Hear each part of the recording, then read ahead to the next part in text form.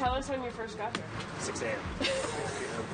Was it like, must have been dark at that time? Oh, it was dark. Yeah, it's been cold. Tonight, Canada becomes the second country in the world to legalize cannabis. There's people who are going to get it regardless, right? They're going to go to Sudbury, they're going to go to the nearest municipality or your local drug dealer or whatever. Meanwhile, in Ontario, access is not as easy. That's okay with one First Nation where the community wants more study on the impact of legal pot. And get paid a third of the amount of what I could make in 2 hours. Maybe I would do that. Probably not. And the National Inquiry hears what keeps women in vulnerable situations.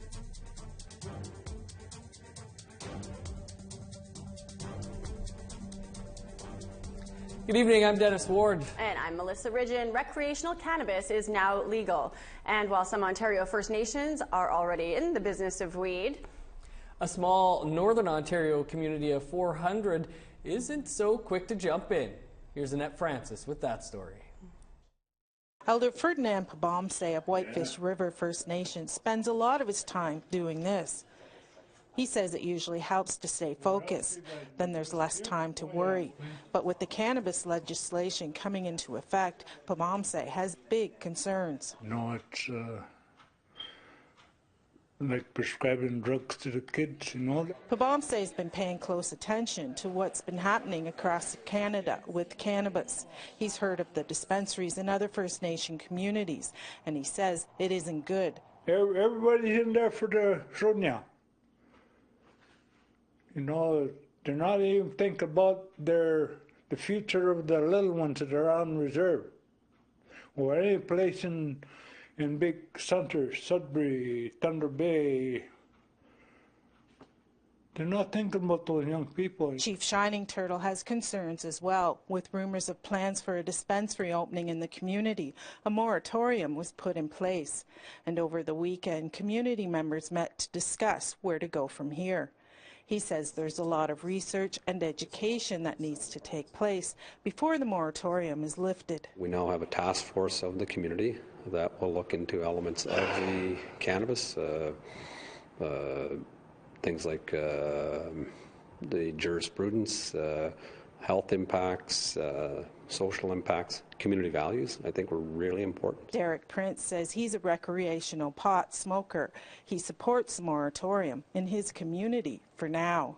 Myself, I'd rather it be here because, you know, there's people who are going to get it regardless, right? They're going to go to Sudbury, they're going to go to the nearest municipality or your local drug dealer or whatever. In Ontario, the only legal option to purchase recreational cannabis is online. The province says it will introduce private retail models next spring. Annette Francis, APTN National News, Whitefish River First Nation. To Vancouver now, where we check in on a group that helped people get off opioids with the help of medical marijuana. However, Vancouver police shut that program down. Now with cannabis legal, organizers are hoping to start it up again. APTN's Tina House explains. There is no question that Vancouver is still in the grips of one of the worst fentanyl overdose epidemics ever recorded. We declared a public health emergency in 2016, then saw overdose deaths increase in 2017. It looks like 2018 is going to be around the same as 2017. So, you know, maybe things have plateaued a little bit, but, you know, we've plateaued at an all-time high. Here on Vancouver's downtown east side is the Overdose Prevention Society. They ran a harm reduction program called High Hopes that offered clients free medicinal cannabis for people that wanted to get off opioids, and it was working. That was until September the 14th, 2018, when police raided their supply. This cell phone video was captured the moment that VPD officers seized the cannabis. Good for you guys taking opiate replacement for people. Yeah. The society no longer offers the High Hopes program since being shut down. But Executive Director Sarah Blythe says that she's hoping they can start again soon. We saw a lot of changes in drug use. A lot of people started taking the cannabis as opposed to opiates.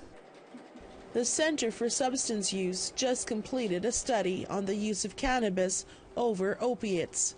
Dr. Eugenia Socias is one of the researchers for the study. In the study, what we did was to follow over 800 opioid users who were initiating treatment and followed them over time.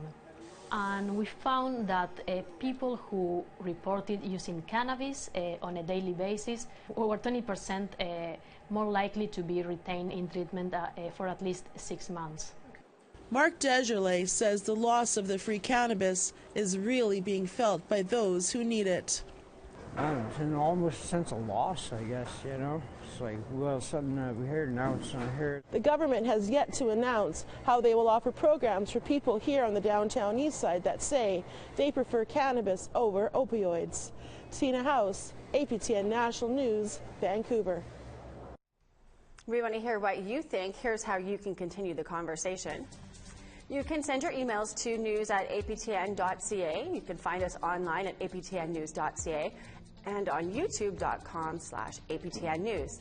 You can also follow APTN News on Facebook, Twitter, and Instagram for more Indigenous news. It was a day of celebration for a lot of folks in the capital of the Northwest Territories. Our reporter Charlotte Mort-Jacobs reported amongst the crowds of eager cannabis enthusiasts. I still have weeds after. In Yellowknife, it's like Christmas for cannabis users. I've been a local cannabis advocate and activist for 8 or 9 years now, so this is the climax of all of that work of so many people across the country, and we're here. And here we are, like 5 minutes from store opening. This man, Justin Meldum, is first in line. Tell us when you first got here. 6 a.m. Was it like, must have been dark at that time? Oh, it was dark. Yeah, it's been cold. For Kim McNeely, well, she's happy that she's not one of the other 27 other communities who has to rely on the mail for marijuana. It'll be interesting to see, if we can actually meet the community's needs better. Yeah, I feel they might not quite cover the black market there, where you gotta find a computer, get online, have a credit card, order, and then wait for it to be delivered with the possible postal strike. For many here, legalization has been a long time coming. I mean, it's only logical. I don't really understand growing a plant should be illegal, as long as it's used responsibly, obviously. Only yesterday, everyone here could have been charged for smoking out. But today, that isn't a concern. You no longer have to worry about being caught by the police or being suspected of being a drug dealer or anything like that. I think more of the benefit is that we don't have to fear what's going to happen, and this could change the views of a lot of people. You know, I know quite a few people that think it's still a horrible drug. You shouldn't have it. In the NWT, the cost of weed ranges between $8.25 and $14.50 for a gram. There are 3 suppliers, all of whom are from the South. The reasons for smoking that APTN heard were endless. The lineups don't lie. It's my way of relaxing, you know, like how some people like to have a beer at the end of the day after a long, hard day. That's my equivalent there. I can't really drink alcohol. I'm an aggressive drunk. So with marijuana, I can actually open up and socialize a little bit better. So. Only half an hour after opening the store, the owners had to shut their doors to deal with the crowds. This store might not even have enough stock to last the day. But for those who can get their hands on the product, they'll smoke them if they've got them. Charlotte Mort-Jacobs, APTN National News, Yellowknife. Conservative health critic Marilyn Gladu has been outspoken about the marijuana legalization. She says the Trudeau government has rushed the process and has failed to address the consequences. This is a serious failure of leadership in imposing a dramatic change to Canada's drug laws with little guidance or preparation. Justin Trudeau has chosen to hand responsibility for his actions to others. The consequences of this is that Canadians will be. And the U.S. Customs and Border Protection Service is warning Canadian travelers, leave your cannabis at home. Although medical and recreational marijuana may now be legal in some U.S. states and Canada, the sale, possession, production, and distribution of marijuana, or the facilitation of the aforementioned, remain illegal under U.S. federal law. Consequently, crossing the border or arriving at a U.S. port of entry in violation of this law may result in denied admission, seizure, fines, and apprehension. The national inquiry into missing and murdered Indigenous women and girls is still on in St. John's, Newfoundland. We'll bring you the latest testimony from there after tomorrow's weather and a short break.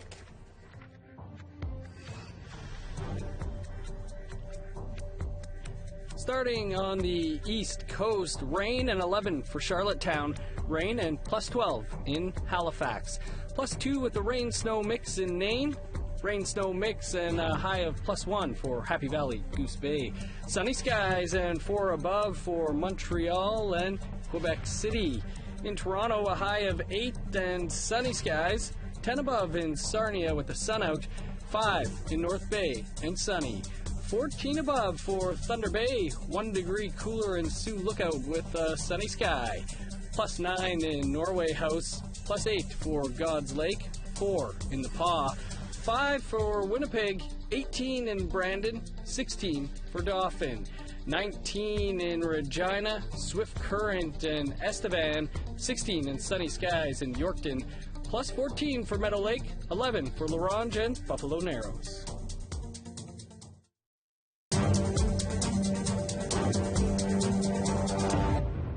Welcome back. Today, the national inquiry into missing and murdered Indigenous women and girls heard different sides regarding the politics of prostitution. Proponents of both the decriminalization and the abolishment of the sex trade spoke their truth. Tom Fernario has the story. Like, I'm an activist and I'm a sex worker, but I'm a sex worker behind closed doors and I'm an activist in public. If Lana Moon Perrin had her way, all prostitution would be out in the open, or at least decriminalized. Because for the Anishinaabe woman, it was the best way she knew to make a living. Like, I could say that, you know, if there were other opportunities available to me, would I use those opportunities? Maybe. Maybe I would work 40 hours a week at a customer service desk, listening to assholes that don't want to hear what I have to say, and get paid a third of the amount of what I could make in 2 hours. Maybe I would do that. Probably not. Perrin tells the inquiry that sex work enabled her to provide for her children, and that Canada's human trafficking laws make self-employed sex workers' lives more dangerous by pushing them underground. We're not victims, but when we get pushed and pushed and pushed and hidden, that creates an opportunity for us to be victimized. But then there is the other side of the argument. My thought on all of it is the fact that our women and children were never meant to be up for sale. Gladys Raddick has been an MMIWG activist since 2005, when her niece Tamara Lynn Chipman disappeared on the Highway of Tears. The Wet Set woman doesn't think that Perrin's experience is typical when it comes to sex work. She says that for most women, it's a negative experience, and the best way for Canada to stop it is to address poverty. You know, all they're doing is cashing in on the resources that they're taking off of our land, and they're not standing up to their words and saying that, well, we're going to provide for your people homes, basic life necessities. And when you're missing your basic life necessities, you're going to do what you can to get them.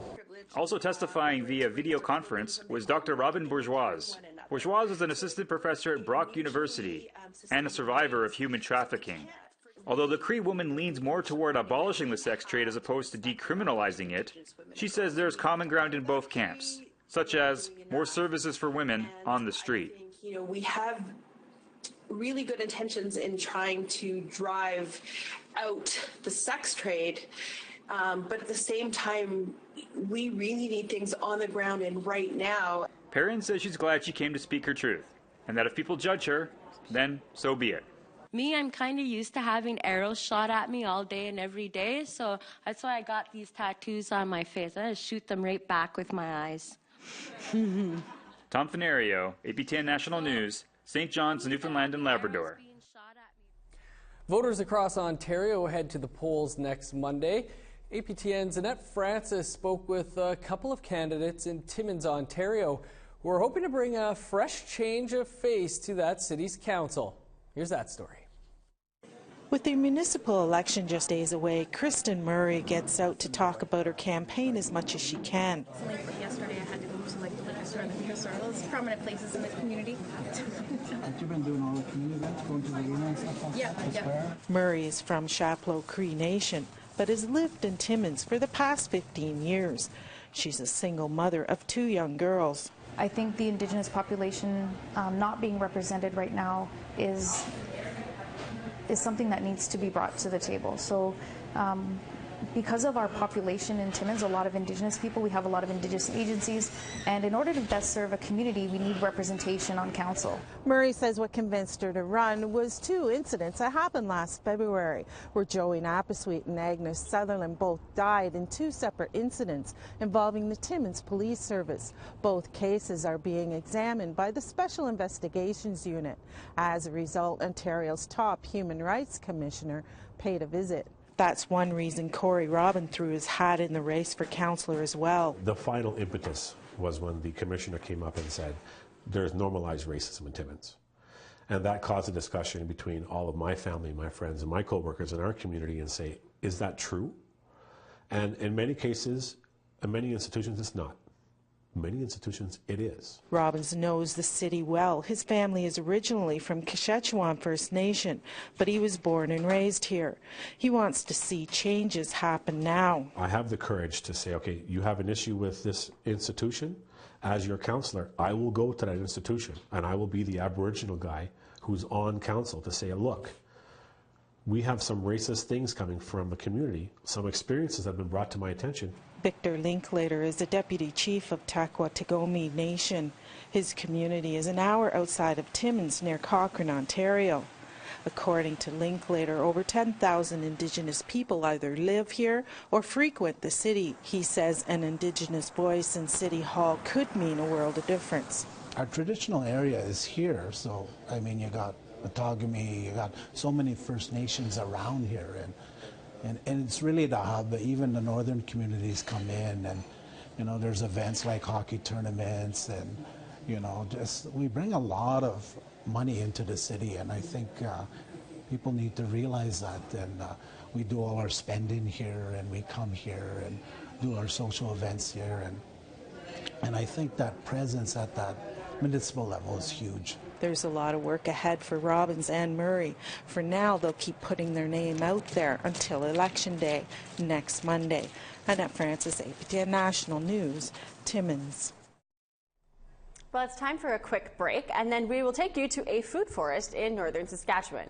But before that, here's the rest of Thursday's weather forecast.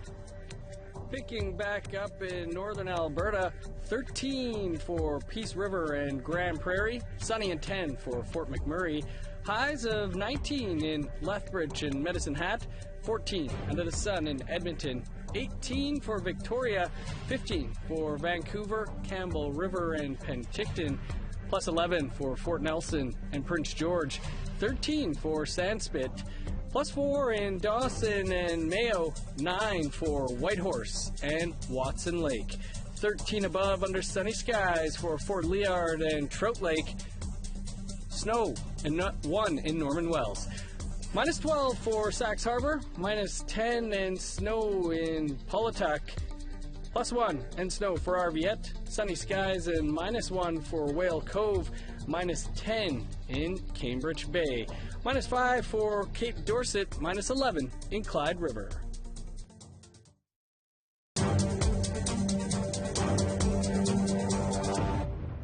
Welcome back.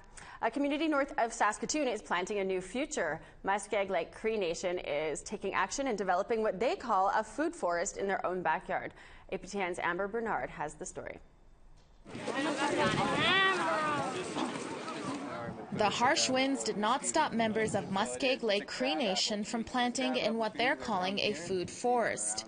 The food forest officially opened this week. Many of the community's youth took part in planting apple trees and berry bushes, to name a few. The community says they're working towards food sovereignty and security for their children.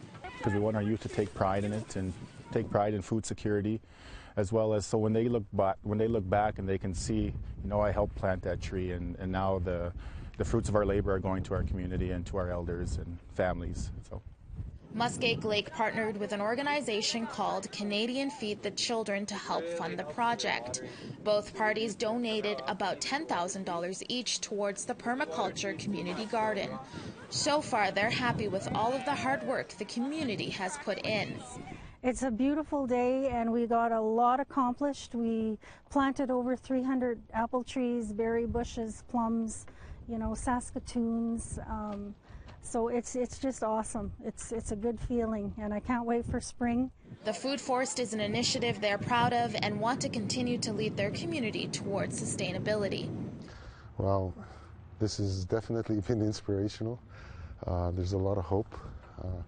I believe Muskeg Lake has the ability to take on that leadership.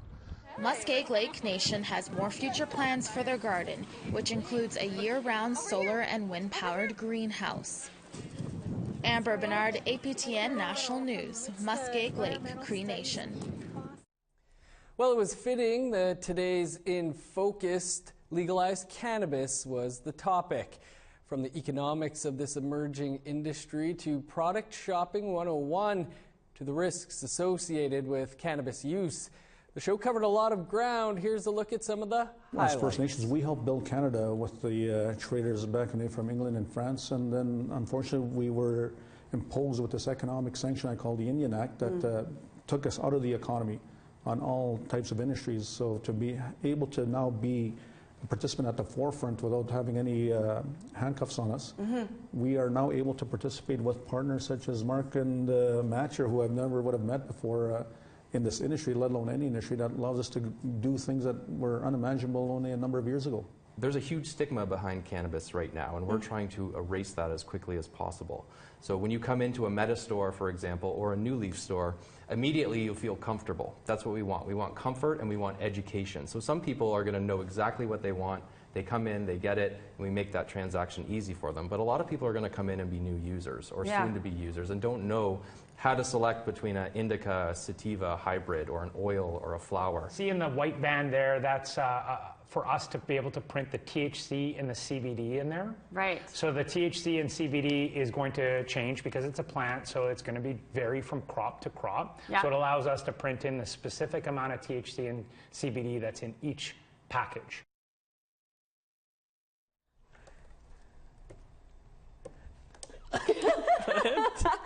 Well, you can catch this entire episode of today's In Focus, which focuses on legal marijuana tonight.